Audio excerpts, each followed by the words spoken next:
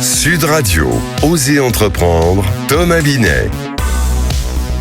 C'est l'instant Thomas Binet, avec des réponses à vos questions, souvent autour du financement et de l'entrepreneuriat. Au programme d'Osez entreprendre ce matin, Thomas Binet, bonjour. Bonjour Frédéric. Eh bien, comment une passion pour la Provence est devenue une marque mondiale? Aujourd'hui, je vous raconte l'histoire de l'Occitane en Provence, quand la nature devient un moteur entrepreneurial. Et puis, art et entrepreneuriat, peuvent-ils faire bon ménage? On reçoit Nathalie Viraud, fondatrice de la Petite Académie, un concept unique d'école d'art haut de gamme, de 4 à 104 ans, devenu un réseau national et maintenant qui s'ouvre à l'international. Et si la créativité était un vrai levier de performance, avec Alexandre Lacharme, entrepreneur et business angel, on voit pourquoi créer à côté de son job n'est plus un luxe, mais une véritable nécessité. Ecorezo Business, le magazine de référence pour entreprendre, présente Sud Radio, Osez entreprendre, la saga des entreprises. Thomas, vous savez nous prendre par la main, direction la Provence aujourd'hui. Quel talent! Et oui, avec une marque qui a su mettre la nature en flacon, l'Occitane. Une entreprise née d'une passion pour les plantes est devenue un acteur mondial de la cosmétique durable. Racontez-nous ses débuts. Frédéric, tout commence en 1976 quand un jeune passionné de botanique, il s'appelle Olivier Bossan, se lance avec un alambic et de la lavande sauvage. Il crée ses premières huiles essentielles et les vend sur les marchés de Provence. Très vite, il fonde l'Occitane en Provence avec une idée forte, célébrer les richesses du Sud en alliant savoir-faire local et respect de la nature. C'est ce qu'on appelle une intuition qui porte ses fruits. Comment la marque a-t-elle grandi? Grâce à une identité très marquée, des ingrédients emblématiques comme l'amande provençale, l'immortel de Corse ou le beurre de karité du Burkina Faso, tous sourcés de manière éthique. La marque construit des partenariats durables avec plus de 130 agriculteurs et 10 000 cueilleurs. En parallèle, elle développe un réseau international avec ses boutiques aux senteurs méditerranéennes et ses célèbres soins sensoriels. Bon, des sons, des odeurs, des mots bien choisis, bravo, mais il y a aussi une vraie philosophie d'entreprise. Absolument Frédéric, parce que l'Occitane se veut cultivatrice de changement. Cela passe par la traçabilité, la durabilité, l'éthique et une exigence de qualité. C'est aussi une pionnière du vrac dans la cosmétique avec des fontaines rechargeables en boutique et chaque année, la marque soutient des actions locales, reforestation, recyclage, commerce équitable. Chez l'Occitane, chaque geste compte. Donnez-nous des nouvelles, Thomas Binet. Comment évolue cette belle maison provençale? Eh bien, elle continue d'innover, Frédéric, avec 90 établissements de bien-être dans le monde, une présence forte en Asie, des collaborations responsables avec Mood Paris, marque de mode responsable, et toujours cette volonté de reconnecter beauté et nature. L'Occitane, c'est bien plus qu'une marque, c'est un art de vivre entre poésie, engagement et authenticité. Sud Radio, Osez entreprendre, l'invité. Oui, le grand entretien de Thomas Binet. Nous sommes avec Nathalie Viraud, fondatrice de la Petite Académie en 1996. C'est le premier réseau en France avec 30 écoles d'art haut de gamme pour enfants à partir de 4 ans et pour adultes. Vous êtes madame l'invitée de Thomas Binet. Bonjour Nathalie Viraud. Bonjour Thomas. Nathalie Viraud, comment vous est venue l'idée de créer la Petite Académie? Parce que c'est un véritable succès aujourd'hui, il faut le dire. Alors, la Petite Académie est née d'un besoin profond de créer un projet aligné avec mes valeurs. J'avais très envie de faire j'aime toujours la peinture, l'art, et donc je me suis dit, ça serait bien de créer quelque chose qui soit aligné avec ce que j'aime, et j'ai marqué sur un papier, j'aime les enfants, j'aime la peinture, j'aime l'art, et voilà, j'ai créé. Parce que vous êtes une artiste dans l'âme? Je suis une artiste à la base, et pas du tout une entrepreneuse. D'accord. Donc, au départ. Mais bon, pour amener justement ces souhaits en entrepreneuriat, il faut se lancer. Il faut se lancer, il faut oser. Parfait. D'ailleurs, on est à la bonne radio, je crois. Vous êtes au bon endroit, effectivement. C'est quoi le concept de la Petite Académie? Comment vous pourriez le résumer? Alors, la Petite Académie, c'est faire en sorte que les enfants viennent dans une très belle école, raffinée, où on leur apprend, d'après les grands maîtres, en fait, on a créé une méthode qui nous permet de faire en sorte qu'ils font des tableaux, ils arrivent à créer des tableaux magnifiques parce qu'il y a des bases, parce que c'est bien réfléchi. Et donc, du coup, ils arrivent à faire des très beaux tableaux. Et leurs tableaux sont mis dans toutes les petites académies. Voilà. Alors justement, ça se traduit par des stages, des cours, c'est pendant les vacances, c'est évidemment désynchronisé de l'école traditionnelle, Exactement. de manière à permettre aux enfants, et je le disais, c'est syndrome Tintin que vous nous faites, 7,77 ans, vous l'avez traduit entre 404 ans, c'est ça? Un peu augmenté Un peu pour la augmenté, rentabilité. Oui, et puis l'allongement de la vie, notoirement. 30 000 stages par an, hein, précisons quand même. Vous appelez ça l'école de gaieté? Oui, alors ça c'est Pourquoi très important. Parce qu'en fait, quand les enfants viennent à la petite académie, déjà il y a de la musique, c'est joyeux, ils dansent un petit peu et après ils s'installent. Et en fait, voilà, moi quand j'étais petite, j'aimais pas trop l'école, du coup j'avais envie de faire le contraire. À quel besoin vous pensez pouvoir correspondre avec cette petite académie? Parce que quand vous avez eu l'idée, c'était par rapport à vous-même, vous l'avez dit, vous avez fait votre liste, vous aimez les enfants, vous aimez l'art, vous aimez toutes ces choses-là, et puis il a fallu le formaliser. À quoi vous essayez de correspondre par rapport aux enfants? Parce que c'est principalement votre clientèle, disons-le.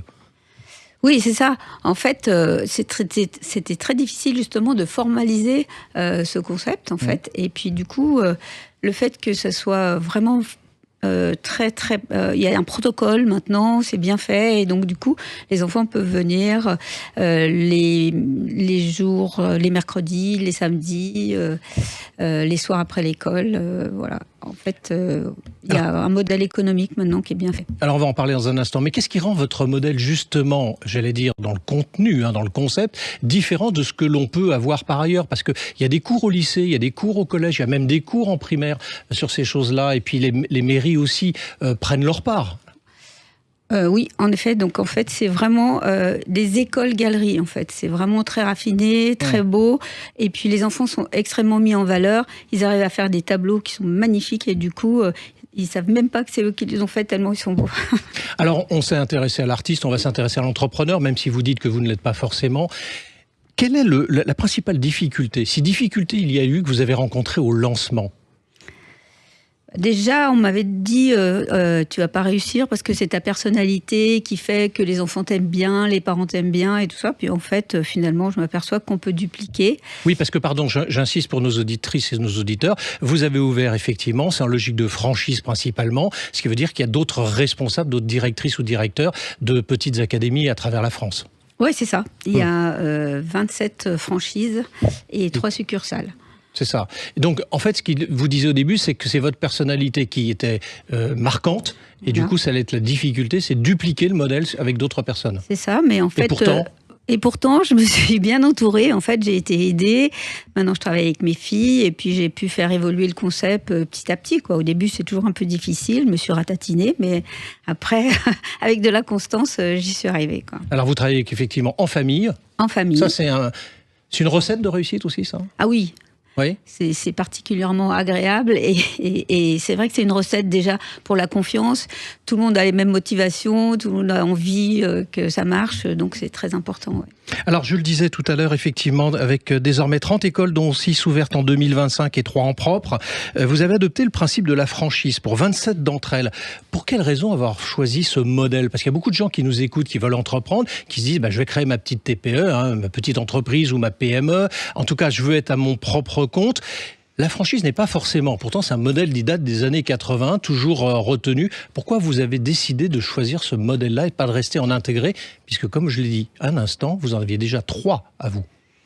Parce que je pense quand même que la franchise, une fois que le travail est vraiment bien fait en amont, que le protocole est très bien écrit, que tout marche bien, c'est quand même plus facile au niveau du développement, parce que d'avoir que des succursales, c'est quand même très très difficile, surtout pour le personnel, il y a énormément de... C'est plus difficile, quoi. Alors justement, l'entrepreneur que vous êtes, qu'est-ce qui vous prend plus de temps dans votre quotidien? L'administratif.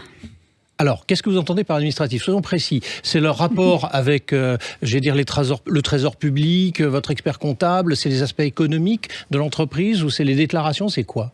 C'est tout ça, plus d'être très proche des franchisés, en fait, ça prend beaucoup de temps. On fait des réunions très souvent, on doit toujours faire en sorte que les programmes soient faits à temps, on essaye de faire évoluer le concept, enfin voilà, ça prend beaucoup de temps. Tout ça prend beaucoup Et vous de êtes temps. en train d'internationaliser votre concept puisque vous avez ouvert en Suisse votre première unité. Voilà, c'est ça, en Suisse. Et c'est quoi les projets justement de la petite académie? C'est d'aller ouvrir d'autres en Suisse, dans d'autres pays? C'est quoi votre idée aujourd'hui? Alors la personne qui a ouvert en Suisse aimerait bien développer la Suisse, oui. Donc peut-être devenir master franchisé. Alors pour l'instant, elle fait un essai à Fribourg. Et on est en contact aussi avec l'Espagne. On va peut-être ouvrir aussi en Espagne. Si c'était à refaire, est-ce qu'il y a quelque chose que vous referiez différemment? Et ça sera ma dernière question. Non, rien. Tout à l'identique. Tout à l'identique, même les coups que je me suis pris. Et ben en fait, comme ça m'a appris à grandir et à faire. Non, je changerai rien du tout. Parfait, merci à vous. J'aurais dû y aller dès mes 4 ans, finalement, Thomas Binet, parce que je n'arrive toujours pas à peindre. Je passerai quand même par la petite académie, dont la fondatrice, Nathalie Viraud, est passée nous voir dans Oser entreprendre. Tout de suite, place à Alexandre.